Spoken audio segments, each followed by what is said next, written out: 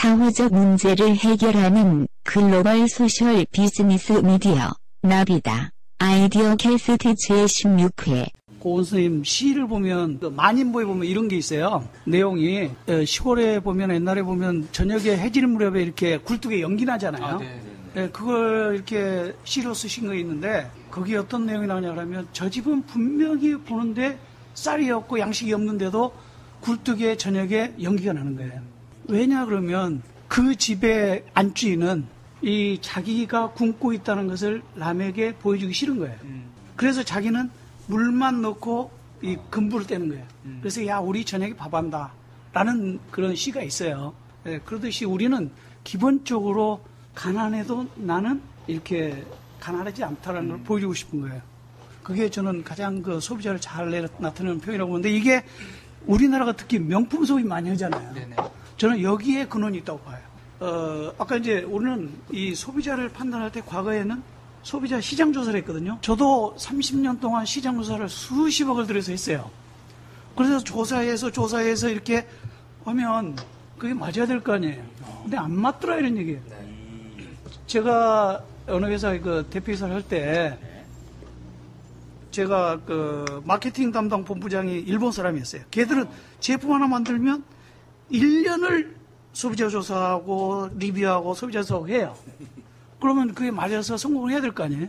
근데 아니더라 이런 얘기예요. 저도 그런 실패를 많이 했고요. 그래서 저는 인사이트, 이렇게 보는 눈, 이런 것들이 오히려 더 시장에서 더 중요한 어떤 팩터가 되어야 된다라고 보는 관점이고요. 제가 지난 19일인가요? 네. 그 서울에 우리 밀레니언 셀러라고 그러나요? 책 엄청 많이 파는 유명한 사람이 왔죠. 하버드 여기에 마이클 샌들이라는 선생님이 여기 왔는데 제가 아침에 갔었거든요. 네.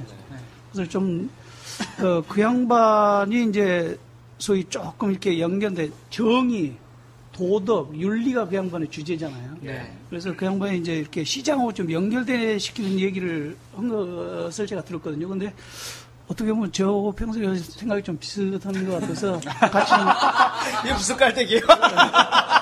섞어서 이 얘기를 좀 드릴게요. 네. 이제 곧 출판을 하셔야 되겠다. 근데 사실은 듣고 보니까 4월 달에 자기 책이 한국에 출판된대요. 네. 아마 그 책 선전으로 온 거 아닌가 싶어요. 일단 그 시기는 좀 피하셔야겠네요. 네. 그래서 이제 저도 지난번에 한번 말씀드렸는데 왜냐하면 이 시장 중심의 경제, 요걸 우리가 신경제라고 그러잖아요. 네. 요게 이제 그 영국의 대처 수상, 그 다음에 레이건, 이 양반들이 둘이서 이제 이렇게 신경제를 들고 나왔잖아요. 네. 그러다가 이제 90년대 한 10년 뒤에 90년대에는 이제 누가 나오냐 그러면 토니 블레어하고 클린턴이 그걸 승계해가지고 시장을 굉장히 좀 확장시켜 나갔잖아요. 네. 그래서 이제 소위 말하면 시장이 최고다. 그래서 작은 정부, 시장 중심, 뭐 이런 쪽으로 갔잖아요. 그죠? 네, 그러다가 시장만이 최선이고 공공의 선이다. 라는 게 과거에 우리가 시장 중심적인 사상이었거든요. 그런데 그러다 보니까 안 되는 거예요. 제가 지난 시간 한 3주 전에 얘기를 했는데 시장 중심에서 예를 들어서 부자들이 깔때기가, 그래서 이만큼의 욕심이 있다고 생각해요. 근데 자꾸 여기다 채워주면 여기 흘러서 밑으로 중산층으로 내려가고 그 다음에 하부계층으로 내려가리라 라는 게 시장 중심의 생각이었어요. 그래서 부자들을 더 부자되게 만들면 이 사람들이 더 흘러내리겠지라는 게 기존의 생각이었거든요. 그래서 작은 정부 관섭하지 말아라 이랬거든요. 그런데 이게 보다 보니까 이 통의 외부가 자꾸 커지는 거예요. 우리 속담에 이런 말이 있어요. 99개를 가진 사람이 1개를 가진 사람한테 달라. 그래서 나는 100개를 채우겠다. 이런 얘기예요. 여기에는 뭐가 있냐. 인간의 욕심이 있는 거예요. 그래서 이 욕심이 채워지지 않는다는 거예요. 물론 그 욕심 때문에 뭐가 돼요? 경제가 발전을 했죠. 그걸 인정하는데 그 욕심이 채워지지 않는다는 거예요. 그래서 지금은 어떻게 돼야 이게 문제가 될 수 있다. 과욕이다. 그래서 올가에서 1대 99하고 지금 데모를 하고 있는 거 아니에요? 그죠? 지금 이제 현지 사실 오 교수님 잘 알고 계시겠지만 경제와 경영은 시카고 대학이 굉장히 앞서 있습니다. 여기 영국 결과에 따르면 지금 말씀하시는 신경제가 이미 미국에서는 쇠퇴하고 있고 지금 그 제프리 디 삭스나 또는 이런 분들이 이끌고 있는 그 The End of Poverty 같은 그런 그룹들에서는 이미 인간이 가치를 소비하려고 하는 새로운 경제가 나타났다 이렇게 보고 있고요. 그런 관점에서 소셜 비즈니스라든지 이런 것들 보고 있는 거 볼 수 있고요.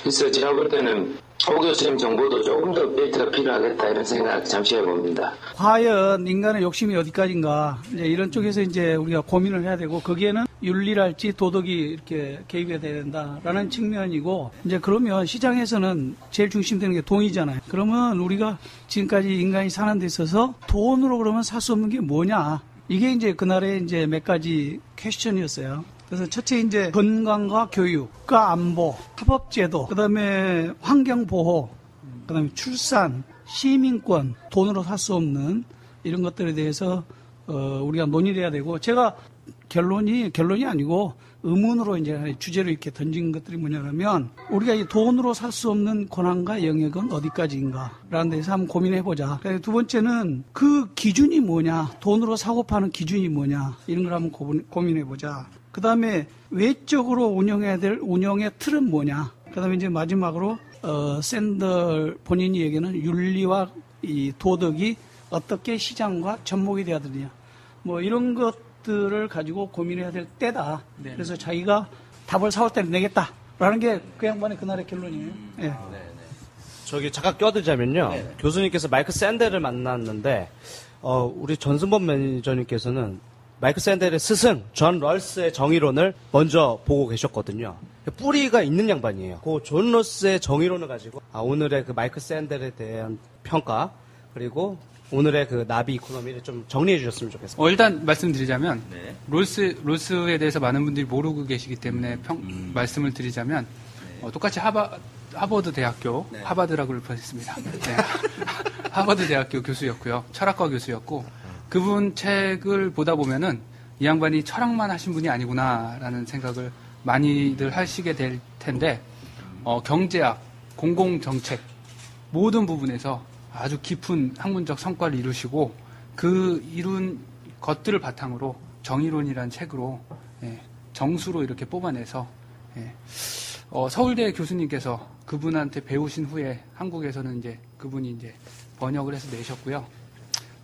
관심 있으신 분들은 읽으시되 참고로 말씀드리면 700페이지가 넘습니다.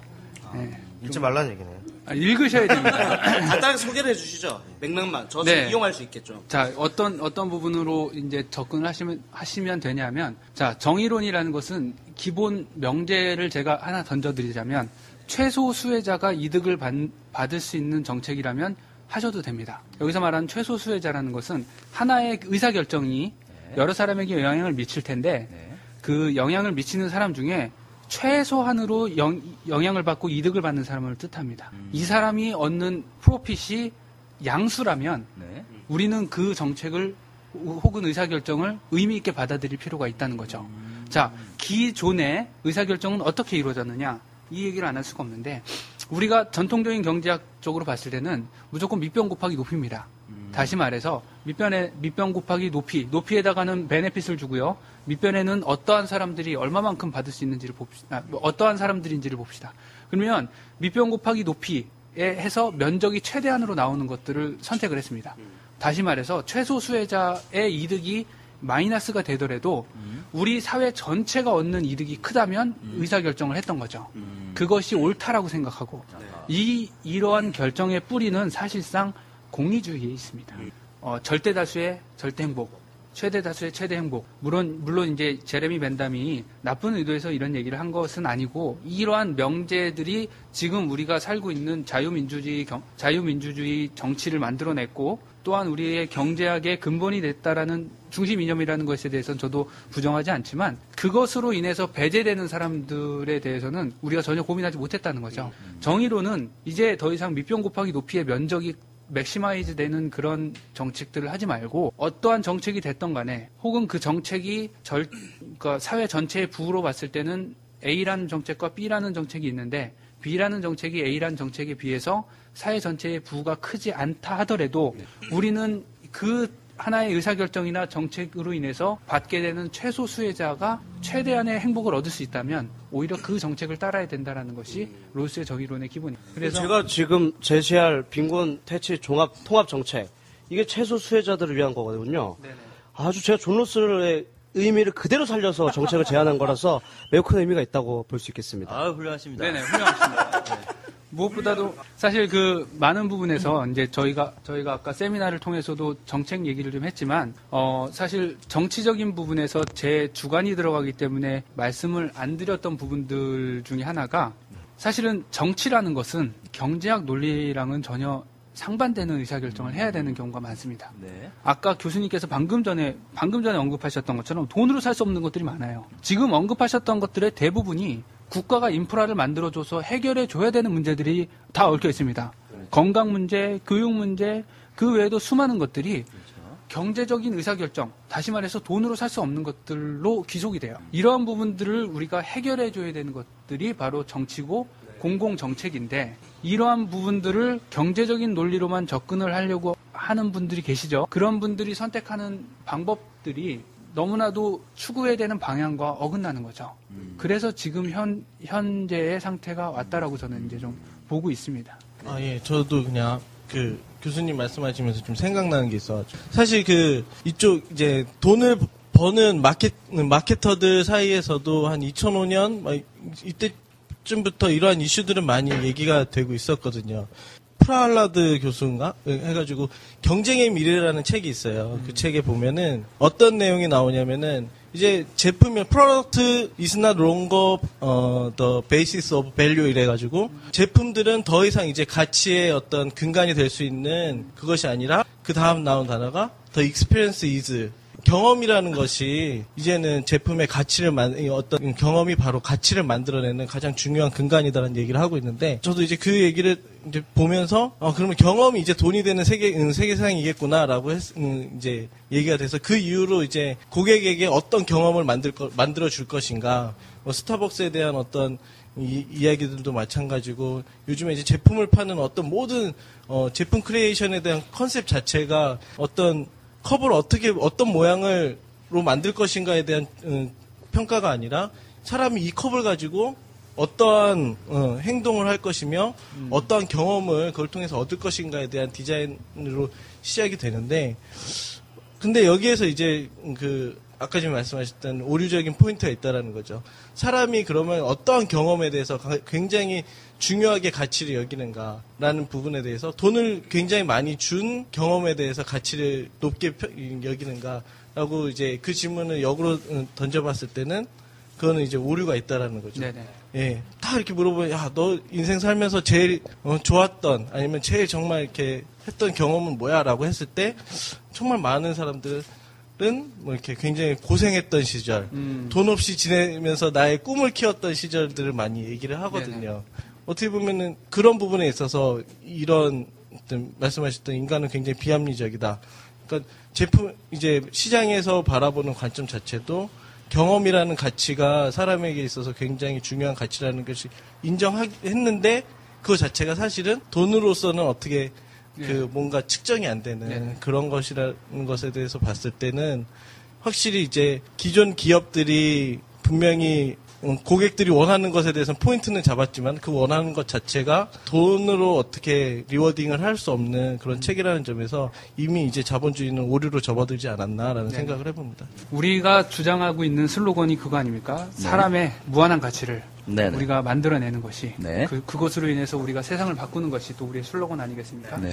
자, 인간은 무한대의 가능성도 가지고 있지만 그것을 우리가 지금 육신으로 가지고 있기 때문에 우리 육신은 좀 유한적이잖아요.